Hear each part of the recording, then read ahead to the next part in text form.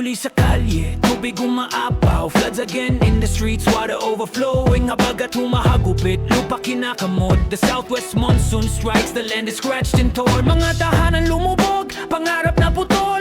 Home submerged, dreams cut short. Habang ang kaban ng bayan sa bulsa'y napulot. While the nation coffers end up in someone's pocket. Saan ka tatayo kung tuwid ang daan ay wala? Where will you stand if the straight path is nowhere to be found? Mga proyekto tapós pero lupa'y na baha. Projects finished yet the land is blind. Tahimik na tubig, ang bulsa'y umaagos. Solid water yet the pockets overflow. Sa bawat baha may puting bandana, may luha ng loob. In every flood there's a white bandana, a tear of the heart. Kaya tayo babangon, pinapiga'y katarungan. So we rise, squeezing out justice. Hawak ang mikropono, tinig ng pambansang kaguluhan. Holding the microphone, the voice of national unrest.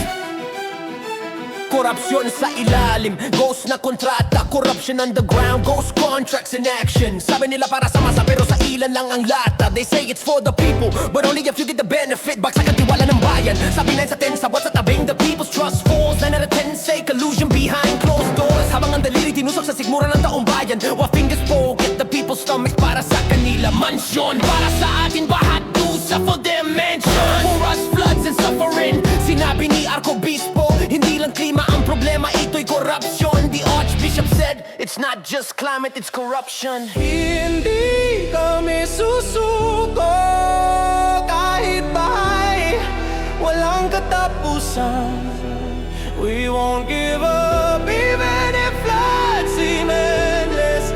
Hindi kami titigil kahit sistema ay nakabalikuhan na.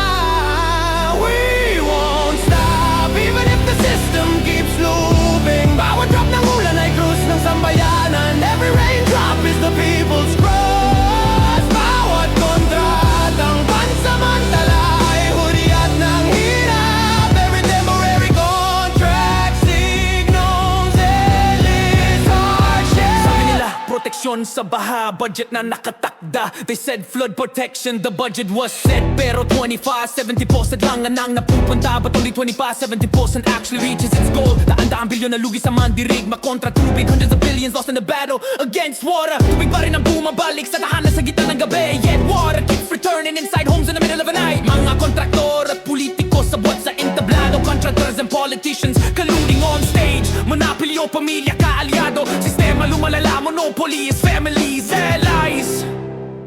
The system worsens.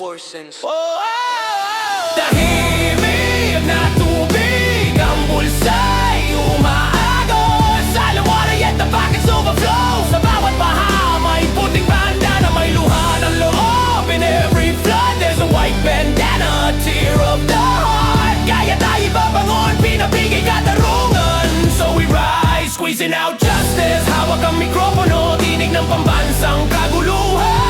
Holding the microphone, the voice of national unrest. Taong bayan nagdarasal, simbahan nagsisigaw. The people pray, the church shouts. Katarungan, sabi nila itigil ang pagnanakaw. Justice, they say stop the theft. Mga asset is freeze kasi binubuo ng ahensya. Assets are frozen, cases built by the agency. Ngunit ang tunay na tanong, kailan darating ang hustisya?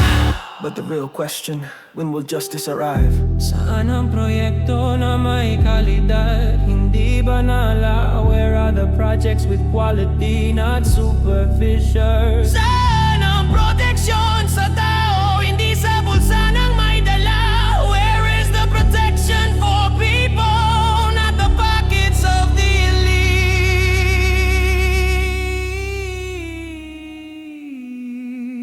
Baha o bagyo, ito ang laban nating lahat.